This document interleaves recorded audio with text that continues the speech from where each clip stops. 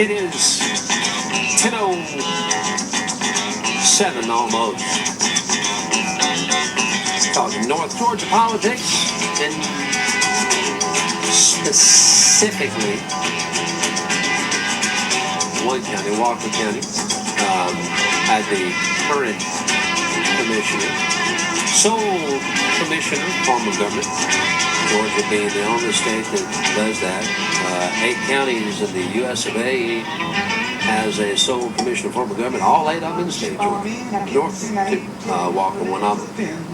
The commissioner, Bibi Heisel, was in this morning on the morning press. It was her choice. She could be there at 11 o'clock today, 7:30 this morning. She chose 7:30. But Joe Weiss on Friday. Yeah, my voice will be doing this. And talking about the non-binding referendum to try to change that form of government. We'll see how that goes. And now, the man that I believe most folks, I think, should be the front runner for the Republican primary, which that's the vote that will be held tomorrow. So no candidates in tomorrow. So I'm done at this point. If there is another candidate out there, they're going to have to get on with Brian Joyce or Sport Talk or somebody else. I don't know. Because we do not do candidates on election day. And the candidate is Shannon Whitfield. And I don't know if you meant for it to be like this, Shannon, but I would say the higher profile brother, Sean, he seems to get out there a bit. I don't know if that's because you're just a behind-the-scenes guy or if he's just super egotistical. I have no idea. Just because your brother, you slam him as you want to. Well, we can only have one celebrity in the family at a time. I know, I'm joking, obviously. No, Sean's a good friend and a friend of the radio station. Worked off and on with him a long time. It surprised me, actually. I didn't realize that, hey, I admit, I do not keep up with North Georgia politics as well as I should. Given our listenership down there, we really should pay more attention. We don't. We should. But I didn't know you were running until he called. And so there you go. Now I do. Well, I appreciate you having me in this morning. It's a great honor and a pleasure to come meet you and be on the show. And I'm excited about running for county commissioner. I find it quite amusing that our sitting commissioner, Bibi Haskell, called you after she heard I was coming on and wanted to come on to the show. So her election's not actually till November the 8th. Yep. So she's out campaigning hard, and I guess if I was the 16-year incumbent, I don't think I would start quite this early unless I was really scared about my re-election. I guess 12, and I for some reason I thought that was right, but no, 15, will be 16 by the time it rolls around. This is her 4th term, so she's been in 4 times, so that's going on 16 years. May I ask, before we get into the meat and potatoes issue, do you have a feeling one way or the other? And when Jill was in the other day, and there were some other people that have signed, over 5,200 some odd people have signed a petition, but she couldn't seem to get any of them to come in and do the high profile go on the radio thing. But she said, off the air, and I think I repeated it on the air, I don't think I'm speaking out of school, she said, well, I hope he wins, seems like a nice guy, and I hope he's the last sole commissioner we have. Do you have a strong feeling about it, one way or the other? Well, seems to be very divided in our county right now. There is a movement from people that's wanting to change to a multi-form board of government. But when people approach me about that, I say, well, what type of multi-form government do you want? There's different options. You've got Catoosa County has one option. Hamilton County's completely different.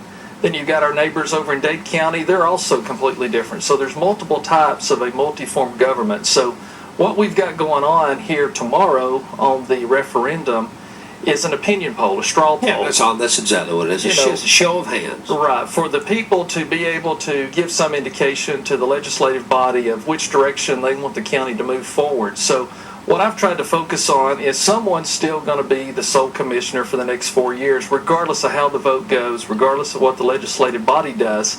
So I'm trying to focus on that, this election, and also the problems that our county has, because as Bibi mentioned this morning, and she's finally slowly coming around and admitting that our county has a serious debt problem. We've got over $80 million plus worth of debt in this county, and it's choking us financially. And so we've got real financial issues going forward in our county, and that's what I've really been trying to focus on, is looking at these financial audits and looking at how we're going to dig ourselves out of these problems. Did you ever, what do you do for a living? I've grown up in our family business down in Chickamauga, Whitfield Oil Company, and so I've had a lot of experience in accounting and business management. And as you indicated a while ago, I've always been the behind-the-scenes guy primarily in our business, currently the vice president and the CFO of our company. Whitfield Oil Company just celebrated its 40th anniversary back in January. So 2015 is the best year we've had in our company. We've got a great staff, which has really allowed me to be able to step away from the business at this time to try to solve some bigger problems before the state of Georgia comes in and takes over our county. Because in Georgia, another unique thing about Georgia, if you fail, it's kind of like the FDIC coming in and taking a bank over. The state would come in and take over Walker County going forward for a period of time until it could be restructured. Unless you're too big to fail, which I don't think Walker County is. No, I don't think it is either. And the last thing we want to happen is for the state to come in and do a receivership, regardless of who is the commissioner, regardless if it's a sole commissioner or multi-board. We don't want that to happen. And so we've got to start putting some plans in place and start moving forward. And this election is the time for the taxpayer and the citizens to step up and be able to make those changes. Not to be flippant, I guess I can't help it. I guess I'm just currently always flippant. The government was going to step in and take over our education system if we continue to fail too. And they threatened that. And so I forget who it was. One of the local government people said, elected officials said, well, hell, let them. Let's see what they do. I mean, they've never done it before. They have no idea. They have no paradigm, no protocol, no precedent, none of the P words. How are they going to take over? Who's going to be principal? Who's going to be superintendent? Who's going to teach classes? And the fact is, they were right. I mean, that's a threat, but what are they going to do? Now, stepping in and having somebody come in who's got a visor and specs down on his nose and does nothing but crunch numbers, they got those. And if that's what it boils down to, then by God, that's what you get, I guess. Yeah, that's kind of the biggest fear. I'd hate to walk in on my first day as commissioner and a team of people walk in the door and say, hey, by the way, we're from the state and we're here to help. And step aside, we're in charge. So, that's the last thing we want to see happen. So I think if the state sees a change in leadership, sees someone that has a plan, I would think they would give me an opportunity in a period of time to try to do something. You did not see politics in your future? Well, not to this level. I had currently been serving for a couple of years on the local city council in Chickamauga. So that's a whole different scale. It's a small community. Still, politics. So I'd gotten into that. I've been active in the Chamber of Commerce in Walker County for many years and served all the way up through the chair position and very much enjoyed that. I've done a lot of things with nonprofits and civic organizations in Chickamauga. So a lot of my focus has been in Walker County and in the Chickamauga surrounding areas. So I kind of let brother take care of stuff up in Chattanooga up where he lives. Well, we're going to be done so fast. It's going to be the blink of an eye. You are prepared for a much lengthier conversation we'll be able to have, I promise you. So I'll try not to talk too much. We'll go to a commercial break in a minute, and I'll come back and I'll hit you with one question that's, I guess, somewhat confrontational. It's not mine. All I'm going to be doing is miming the words that people have said to me. I'll let you deal with that and knock it out however you want to, and then basically make the points you want to make. I'll say I am somewhat familiar with the family business because I actually used to work at the ad agency that worked with Sean and you guys. We came up with some pretty clever stuff back in the day, a long time ago. Yeah. Randy Ross and him were tied at the hip, and Randy has done extremely well. Works up in Knoxville Radio now. So kind of aware of what you guys do. Well, let me just go ahead and ask the question now before the break. And this is nothing that I've given any thought to. No, I'm not conspiratorial minded on the local level to the degree that most people are on the national level, international. But there are some folks that have said, well, see, really all they want to do is get into a position where their family business can sell oil to the county. Oh, really? That lucrative, huh? All right, well, that's a lot of work to go through, but I guess. So I'm just going to ask. That has been said. This is just one great big inside loop.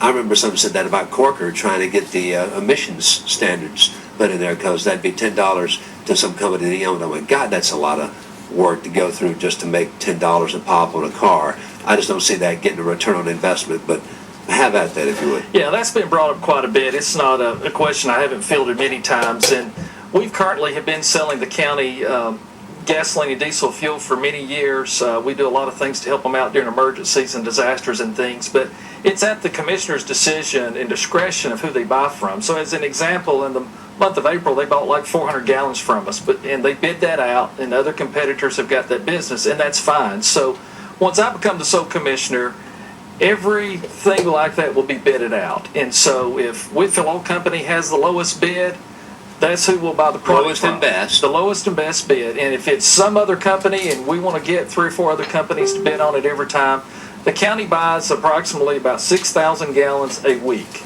The margins on that is less than a nickel a gallon. So you can do the math pretty quick and see. It's not going to be the golden goose. It's not the golden goose at all. And gasoline and diesel fuel, such a low percentage of our business. Our business has moved in so many other directions, and our profitability is based on those other areas. And so the profit that we made off of the county in 2015, just to put it in perspective, did not even cover our property taxes for the year. So the margins are so low that we didn't even have enough money from those margins to cover our county property taxes. My family business, which is non-existent, but it has pretty much the same financial problems. Yeah. All right, now 10:18, I'll take the break.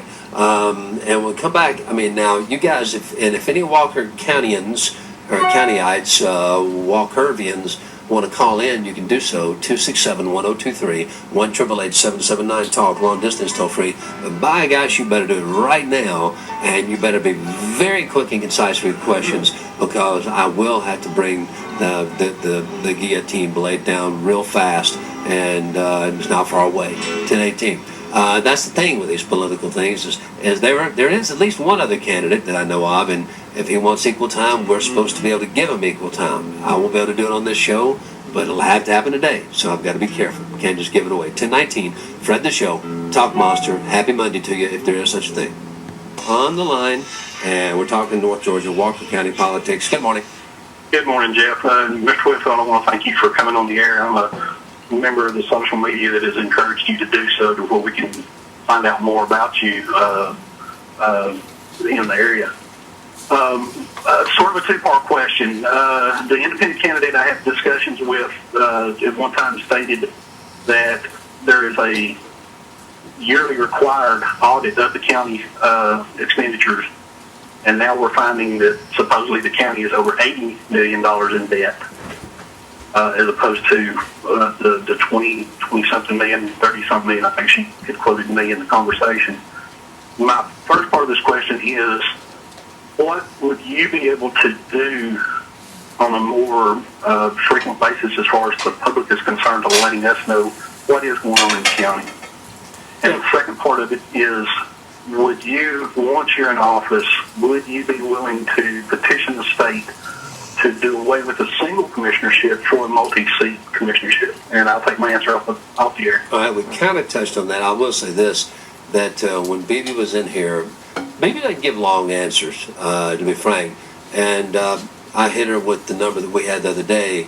We divided the 80-some-odd million up between the population. Every man, woman, and child would owe a little over $1,700. And then she pointed out the Hamilton County residents would actually owe more.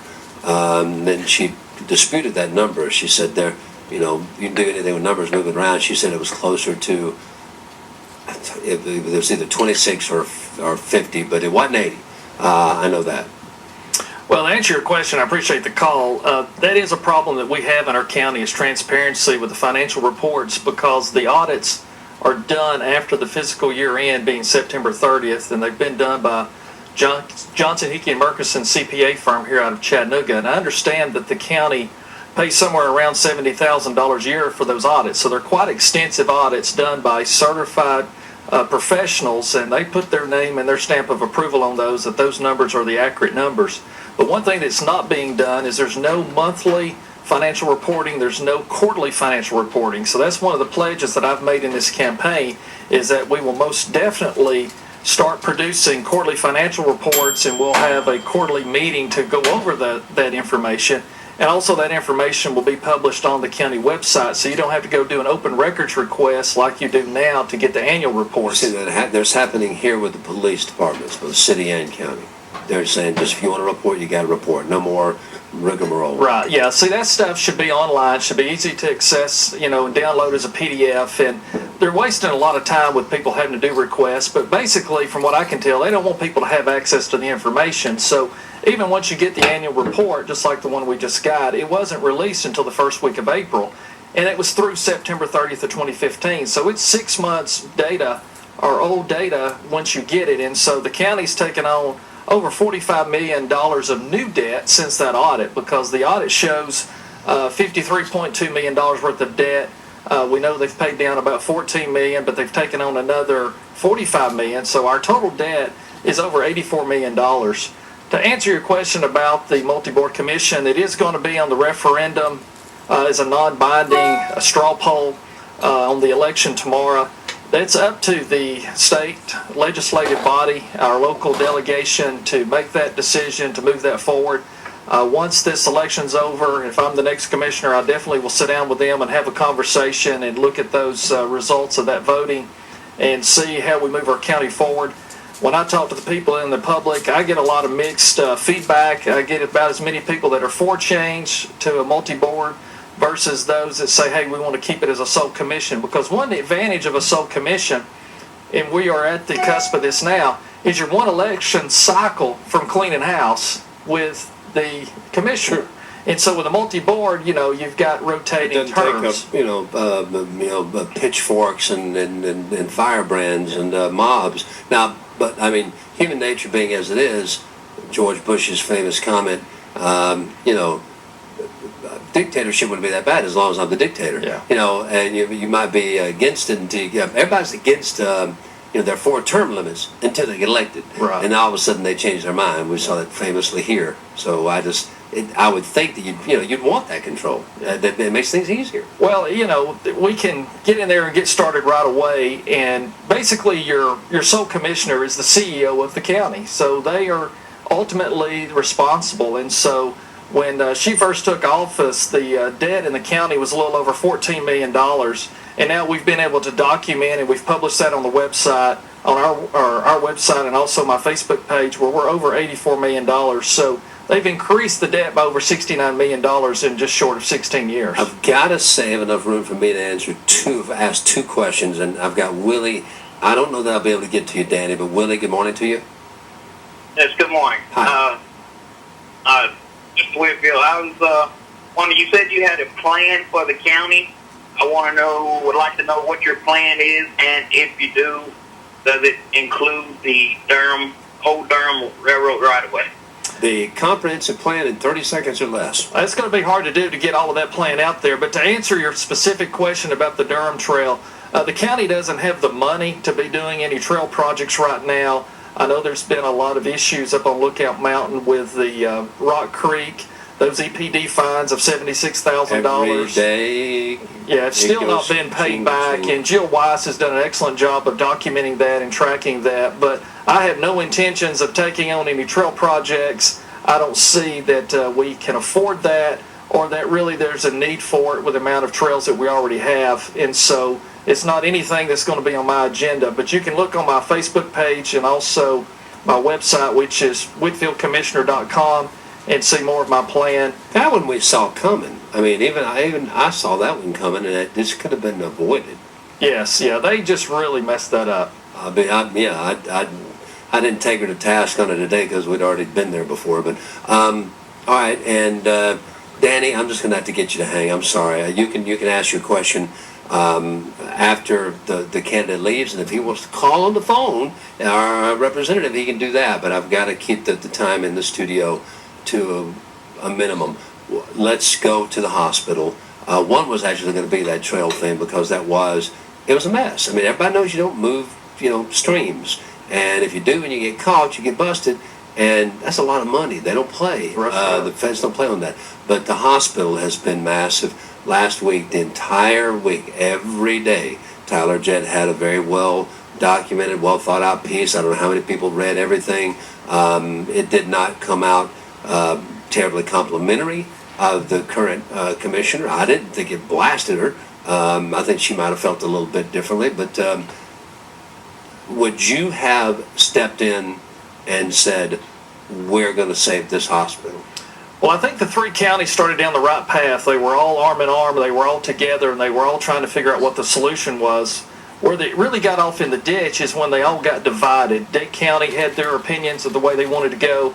Catoosa and Walker were on separate sides as well, and so it really started getting splinter through that process. And I think the biggest fumble that they made is they did not successfully demand the financial reports and the audits and get those in a timely manner. And so they were making decisions based off of partial information. They didn't even know going into that when they were co-signing these loans and signing up for these $10 million deals and doing this deal with Erlanger. From what I understand, nobody had the financial audits. I knew later in the game they had been asking for those, and there was delay. But before I would have put the taxpayers on the line, I'd have wanted to look at the numbers to see if this was even viable.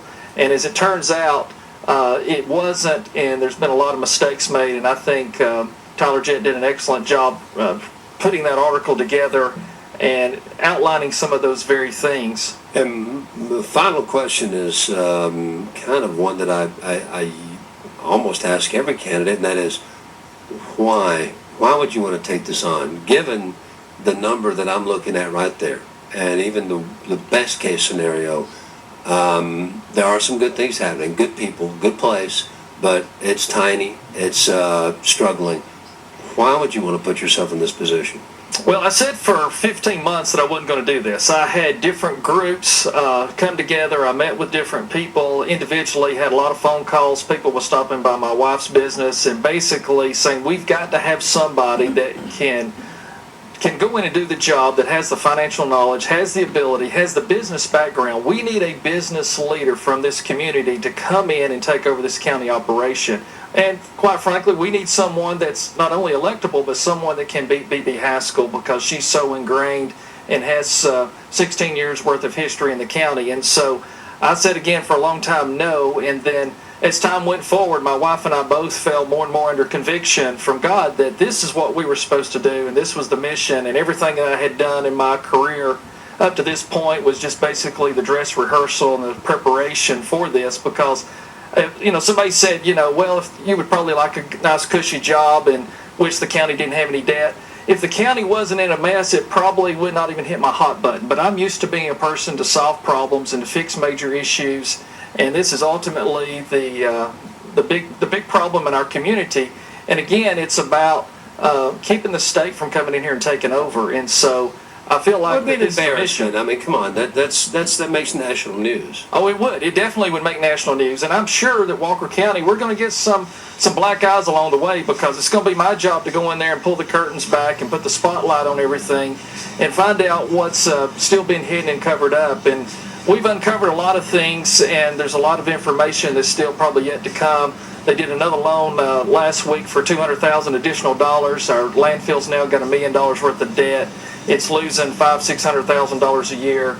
Mountain Cove Farms lost $925,000 in 2014 and lost $600,000 and change in 2015. So we've got a lot of problems, and that's where we need a business solution to be able to come in and analyze these things and get us turned on the right track. I think one of the issues is government getting into business. That's right. That's a big problem. In our area, that has been a question from day one, and every time we see it happen, well, sometimes it works, sometimes it doesn't, but the people that are in business against it are never fans. Who wants to compete against their own government? Yeah. There's no way you can tell me that they're going to be treated fairly. Yeah, county government has no business doing business ventures and taking risks with taxpayer dollars. Sir, thank you so much for coming in. It's very nice to meet you. Thanks for having me. Tell your bro I said hey. Will do. And we'll have a chance to speak if you do emerge victorious tomorrow. Again, between now and Election Day, probably a couple of times. Absolutely, and thanks for the callers today as well. All right, there you go, 1037. Fred the Show, Talk Monster, Talk Radio 102.3. Thank you.